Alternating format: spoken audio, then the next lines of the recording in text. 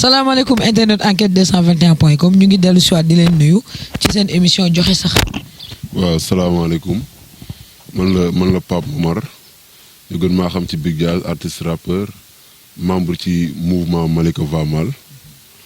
waaw mouvement Malika Va Mal benn mouvement la bu taxaw vite fait pour xeex benn affaire boo xamante ni j'espère que temps yëpp ñu ngi ko doon gis. foo nekk ci àdduna bi yaa ngi dégg Malika boo déggee tur Malika sax sa fit du daal ñu ne nañ jug taxaw ci parce que gox moom yaakaar naa pour mu dox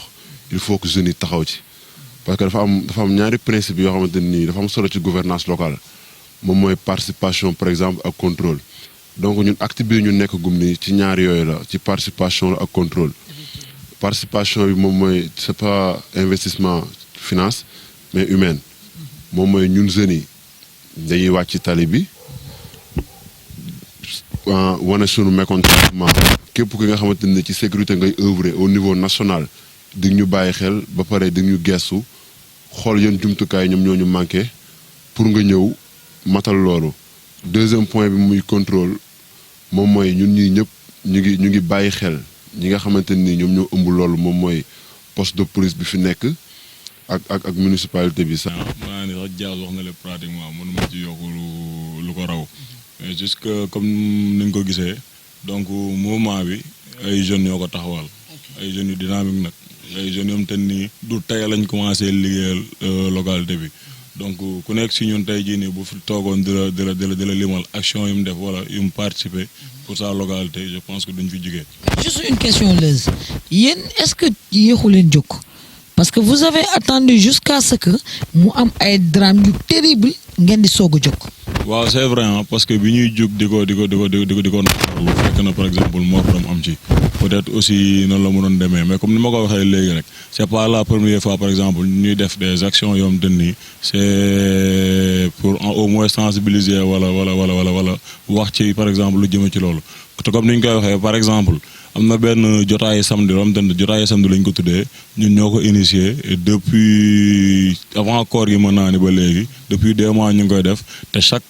jotaay dañuy jël benn thème xool les personnes compétentes ñu woo leen on en discute ñu def échange dans benn cadre de concertation la ba mu tën nii heure bu ñu fa jugee ku nekk di nga ci jàng quoi on a à faire presque 10 numéros yoo xam te nii wax nañ ci gouvernance locale wax nañ ci entrepreneuriat des jeunes wax nañ aussi ci leadership donc wax nañ ci sécurité ci boppam donc sécurité bi je pense thème sécurité bi ñu koy wax c'était tellement intéressant mais malheureusement les autorités wuyu si wuñ parce que je pense bi ñu koy def kër éclairage public au niveau de la mairie lañ convoqué woon plus la police ñoom ñoo ko war a ñëw animé plus un membre du conseil communal de la. est-ce que nekkul aussi tamit genre contribuer ci insécurité boobu. waaw mën naa ni loolu la te sax loolu la parce que mënuñu personne bu nekk ñu boole la ak benn policier wala quartier bu nekk sax Sénégal saa nii amuñu moyen boo xamante ni quartier bu nekk sax dina am benn policier bu fay patrouiller ou quelque chose comme ça donc am na ay moyens yoo xam ne police teg na ko moom mooy mën nga dénoncer nit ki anonymement wala quelque chose comme ça donc ñun dañuy jug pour participer pour jàppale police bi carrément moom mooy ñun ñi nga xamante ni ñu ngi fii yaakaar naa ni mënuñu joxe bopp ba pare di rocc ci làmmiñ ku ci nekk quartier bi nga xamante ni yow fa nga nekk boo fa gisee loo xamante ni naka sudul noonu la boo ko seetaanee rek donc yow ci boobu malfaiteur nga donc pour wane ni yow doo malfaiteur boo gisee loo xamante ni lu anormal la ci sa koñ wala dalul sa xel dénoncé ko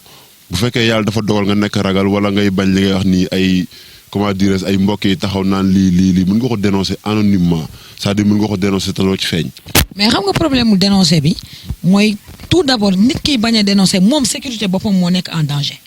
est-ce que tamit même anonymement il est en sécurité. waaw xam nga day compliqué day xaw a compliqué mais yaakaar naa ni demeewul noonu parce que ñiy def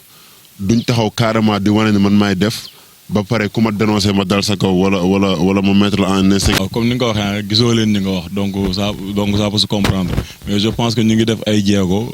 bi ci mujj peut-être mooy bii comme ni ma la ko waxee pour man jéego bi njëkk mooy sensibiliser te depuis lors ñun ci sensibilisation lañ dëkk. mais vous pensez pas que ni la sensibilisation elle est trop te indiwul benn juróom ñu kul. noonu lay demee. ay mbirum rapport la noonu rek lay demee yow fu ñu toog rim fa Leuz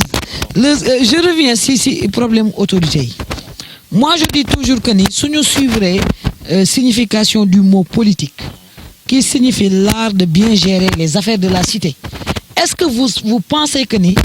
autorité yi nga xam ne ñoom ñoo nekk ci commune bi ils gèrent les joxe définition politique donc je pense déjà que ñun ñëpp politique la ñuy def quoi peut-être façon bi ñu koy defee moo bokkul quoi donc soo ma laajee loolu aussi damay sawar ci tontu ci parce que mën naa ni man bokk naa si ñuy jigee ñi gën a jigee ci suñu autorités yi ci côté jeunesse quoi je dis pas que defuñu fi dara encore une fois mais am na lu bëri lu ñu deful te war koo mën a def quoi donc pour man gérer bi ñu koy gérer des na lu bëri voilà en fait dafa am ñaari côté boobu dafay am ñaari pàcc quoi am na loo xamante ni autorité daf ci war a dugal loxoom te par force la du loo xamante ni dañ ko koy ñaan wala dañ ko koy yelwaan parce que loolu participation la war a doon tey jii nii par exemple ñun mënuñu jug ñu ni mouvement bi tey dafa jug pour dem seetal benn ruq ci Malika et que loolu dafa demander par exemple yenn moyens yi mënuñu ko c'est normal ñu dem vers eux exiger leen à ce que ñu ñëw jàpp ci participer parce que loolu moo leen fi tax a toog comprendre nga loolu nag mën nañ ko defal suñu bopp informer leen par exemple si bu ko jaree mais loolu nii ñoom dañ ci war a participer donc dañ leen exiger à ce que ñu def ko parce que moo leen fi tax a toog quoi ñun ñoo leen fi teg te loolu noonu moo tax ñu teg leen ko fi. ci début bi quoi dafa am ay yoo xamante ne ay principe la ci gouvernance locale maanaam ci li nga xamante ne moom mooy mairie bi te mënu fa jóg moom mooy transparence de un contrôle bi ñun jeunes force dañoo war a def. c'est-à-dire boo ko teg yeneen association yi dañuy bind ay lettres dem naan mairie bi dañuy am benn programme bu ñuy teg dañoo bëggoon ay 17 wala ay sono wala quelque chose comme ça non du loolu c'est-à-dire ñoom dañoo war a def fi ñuy defee moom mooy lan moom mooy ñun dinañ taxaw saytu ni koñ bi war naa am lii te ci maire ba la war a jóge te amu ko bërëb bi war na am lii te ci maire ba la war a jóge amu ko ñu yóbbu ko fa parce que damay ñëwaat ci contrôle bi moom mooy boo demee ñoom dañu la war a tegal li nga xamante ni budget yi nga xamante ni voté nañ ko. Là yaa ngi dugg ci beneen domaine vous pensez que parce que tout simplement vous êtes des jeunes de la commune da ngeen war a dem vers le maire mu tegal leen budget bi nga xam ne voté nañ ko est-ce que vous demandez pas trop. force la loolu ci droit yi la bokk. marché bi insécurité bi ñuy xeex Malika encore une fois du pour tooñ wala dara wala bu wax bi nit mën na ko gisee nu nekk mais c'est pas pour Razak moo tax ñu def ko peut-être son meurtre a été l'élément déclencheur. mais moom moo déclenché affaire processus bi mais du loolu man miy wax ak yow personnellement j'ai été agressé te bi ñu may agressé problème de éclairage moo tax ñu agressé ma fi ñu ma agressé ba mu ay lampe dinaa leen gis duñu ma agressé faut pas se focaliser sur ces deux meurtres là pour juger affaire bi non fii mën naa fi lim 3 personnes yoo xam ne ils ont été agressés yaa ngi dégg ñoo xam ne dañ leen agressé te peut-être problème éclairage moo tax ñu agressé leen man personnellement j'en fais partie bi ñu may agressé éclairage moo tax ñu agressé ma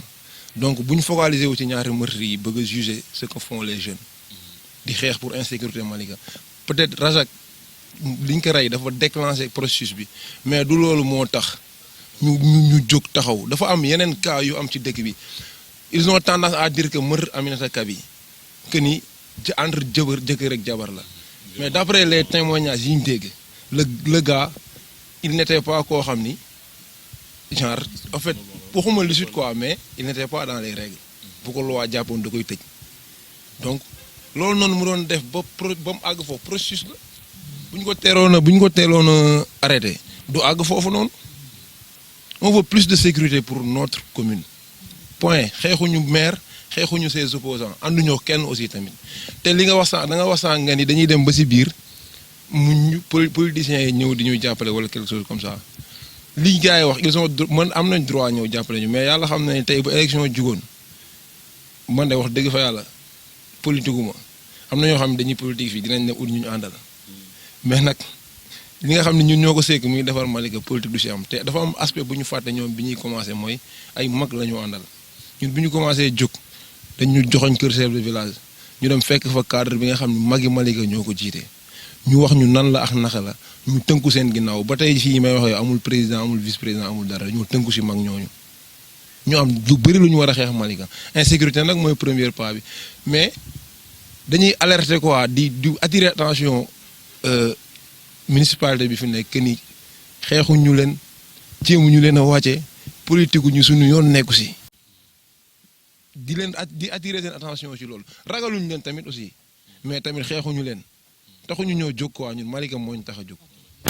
mën naa ni am na logique amul logique parce que xaw na xëcc ci biir filao yi la ci VDN bi ci kaw tali bi mais comme li ñu wax la rek loolu yëpp problème manque d'éclairage public la parce que foofu booy xool plein d'obscurité la leerul dafa lëndëm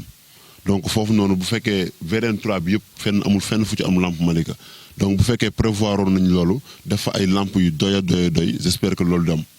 waaw loolu dam li ci gën a doy waa tamit moom mooy li ma wax sànq ci commencement ba police boobu ñoom nee nañ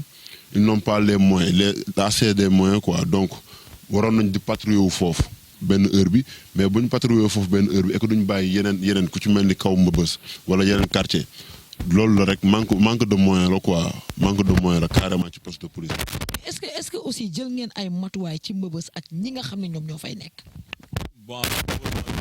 mën naa ne dafa dépassé Malika quoi parce que bu ñu nee Mbëbës je pense que Dakar yëpp la concerné Sénégal yëpp la concerné donc ñun liñ ci mën akos néew ñu ngi ko ci def te ñu ngi ci wàllu suñu ak déjà ñu ngi prévoir benn manifestation te ni ci cadre boobu noonu la jëm du mouvement bi moo koy def mais je pense que ñun tamit comme que développement Malika moo ñu ñor tool noonu nous sommes appelés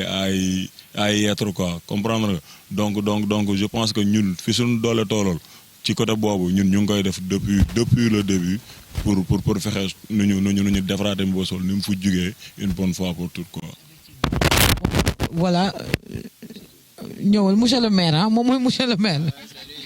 voilà monsieur le maire jege sil dafa am loo ci sànni aussi. question de Mbëbës parce que comme ni mu ko waxee parce que boo nee Mbëbës Dakar yëpp ngay wax parce que mooy polariser déchet Dakar yëpp Mbëbës dañ koy tuur du coup Mbëbës boo fa duggee y a 2000 personnes yu fay liggéey yoo xamante ni ci dëkk bi lañ dëkk peut-être suñu waa kër keneen lañ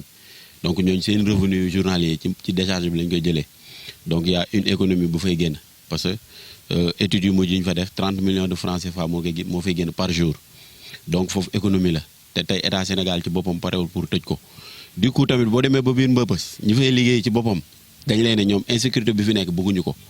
ñoom buñ sañoon mu jóge fa parce que ñoom yenn saa yi sax ils collaborent avec la police si lu ñu wax pour que ñoom ñuy jël si yenn éléments yi fay nekk yi nuisible yi fay nekk pour ñu génn fa kon ñoom tey ñun suñu combat bi ñoom dañ ci sentir seen bopp te ñun. pour ñu joindre combat bi qu'est-ce qu'ils vous ont proposé pour ñëw dindi insécurité bi nekk foofu. ñoom ce qu'ils nous ont proposé ñoom nekk nañ ci ba pare parce que tey boo xoolee le président des récupérateurs de la décharge mu ngi liggéey ak police tey jii ñoom instant bi ni police dafay teg oto à partir de 20h day taxaw buntu décharge bi ba yenn heure tardive yi dans la nuit parce que amoon na benn période 20h sax boo yéegee kaw montagne ak oto gars yi dañ lay agressé booy dañuy yéeg ci kaar yi pompe fa jël affaire gars yi léegi loolu xaw na fa wàññeeku boo xoolee tamit buntu décharge bi bon xaw nañ ko assainir quoi xaw nañ ko assainir tuuti te récupérateurs yi ñoo ko liggéey ak force de l'ordre yi c'est-à-dire ñun décharge bi Mbëbës duñ ko diaboliser man personnellement duma ko diaboliser mais tey ñoom ci seen bopp ñi fa nekk li fa nekk neexu leen du coup tey foo ne ñaari junni nit ñu ngi fay yëngu di fa am xaalis ku ci nekk 10 000 francs la fay génnee minimum par jour donc loolu kooku boo ko joxoon liggéey sax beneen liggéey du bàyyi décharge bi xam nga du coup kooku peut-être ni nga collaborer ak moom pour que yéen ñëpp ngeen liggéey ci sécurité sa gox moom mooy gën mais nag comme li ñu wax ñun ñëpp c'est-à-dire am na ay réseau yu fa nekk am ñoo xam ils s'approvisionnent ci biir foofu man ma nekk fa di liggéey donc du ma ko dénoncer parce que damay ne su ma ko dénoncer après moom damay yónnee élément am parce que loolu moo fa nekk ay clan ñoo fa nekk ay gang ñoo fa nekk ay ñii ñooy liggéey lii ñii ñooy liggéey lële boo dénoncé kim après élément am la lay yónnee discrètement mu jaar sa kaw loolu yëpp am na fa te loolu yëpp mu ngi fay am donc ñoom tamit ils se sentent un peu seuls te duñu dénoncer parce que même le cas Aminata Ka jëkkëram comme Raan xaw na ko brosser moom biir décharge bi la doon liggéey te moom c'était un malfaiteur fa la doon xëy xam nga moom sax gars yi bi ñuy témoigner après meurtre boo gisee ñi témoigner ñëpp dañoo ne c'est un jeune il est bien liggéeykat la ku ko touché après da ngay ne gars yi dañ foog ñu dal sa kaw léegi nag sur affaire yooyu noonu li ñu mën a ragal rek mooy lenn mooy genre mouvement yu mel nii c'est-à-dire toute la population accaparée de la chose ñu ciy dox parce que nag comme li ñu wax comme li olof wax mbooloo mooy doole te tey nit ki moom ak lu mu am fit bu fukki nit dawee ci kawam day replier donc il faudrait que engouement bi peut-être ñun commencé nañ ko te c'est le début de quelque chose comme ni nga ko waxee c'est le début de quelque chose boo xam ne processus la day doo ko tàmbali te dañ koy continuer parce que ñun développement Malika moo ñu soxal sécurité am fi moo ñu soxal jeunes yi par exemple ñi amul liggéey di nekk ay malfaiteurs ñu jugee ci am liggéey moo ñu soxal parce que tey yaakaar naa bu ku nekk amee activité di nga tal leneen lu dul def ñaawte. donc comme niñ ko waxee mouvement bi en fait dafay soog a taxaw donc vu que dafay soog a taxaw ñun amaguñ sax temps wu yaaral ko trop quoi parce que tey koo fa gis rek xamal ni maanaam daf fi ñëw avec rapidité quoi maanaam comme amuñu woon trop de temps comme li ma wax dañ ko xalaat le lendemain la ñu réunion jàpp li ñu war def genre ci une semaine boobu ci lañ def lépp quoi c'est vrai nag vu que c'est un début te xam nañ ne avec le temps aussi dina yaaru te aussi ko wax jigéen du ma ne wax ragal mais xam ni am na te du ci bëgg di dugg trop quoi déjà rek ci marché bi am nañ jigéen ñu bëri boo approché naan marché wóoru parce que xam nga il s'attendait même si ba ngeen wan ni am nañ autorisation ça va se passer comme ça mais dañuy ragal quoi comme quoi bu ñu ñëwee lacrymogène yi dugg na fii ainsi de suite te loolu moo nekkoon suñu premier acte donc ñu bëri loolu moo tax ragal mais je pense bien que bu ñu commencé def yenn action citoyenne yi wala dugg ci yenn programme ñoom dinañ ñëw déjà yaa wax Marina mais am nañ ci keneen ku tudd Marie Maurice Diène je pense mu ngi woon ci marché bi aussi def na interview donc yaakaar nañ ne daal avec le temps incha allah ci acte 2 bi dinañ gis jigéen ñi bu baax incha allah. mais tout d'abord comme moi femme forte ñoo fi nekk ñun laaj leen ñoom femme forte est-ce que am nañu force xeex insécurité bi. donc Malika mënul def dara te man en tant que porteuse de voix duma ci fës parce que keroog bi ñuy invité ñoom Big Jazz télé dama woo Diouf ma ne ko yéen lan moo tax seen mouvement bi mu trop homme lu tax mënu leen wut ay jigéen parce que jigéen dafay attirer tey jii peut-être góor am na buntu yu muy fëgg ñu tëjal ko su ko jigéen fëggee dañ ko koy tijjil parce que loolu yàlla moo ko donc beneen conseil la ba ma leen di jox ñoom pour ñu tijjil jigéen ñi seen porte pour ñu ñëw bien vrai que mën nañu ragal wala dara mais ku gëm sa bopp doo ragal. voilà ñu leen di jaajëfal ñoom mouvement Malika va mal ak mouvement ànd defar sa réew je pense que ñoom ñoo ànd dégg ngeen li nga xamante ne moom la Big Jazz wax li ñu def nañ seen acte 1 mu nekkoon marche bi nga xam ne moom la ñu nekk di def li si des moom mooy ñu def seen taxaw seetlu xool ndax li ñu def am na résultat.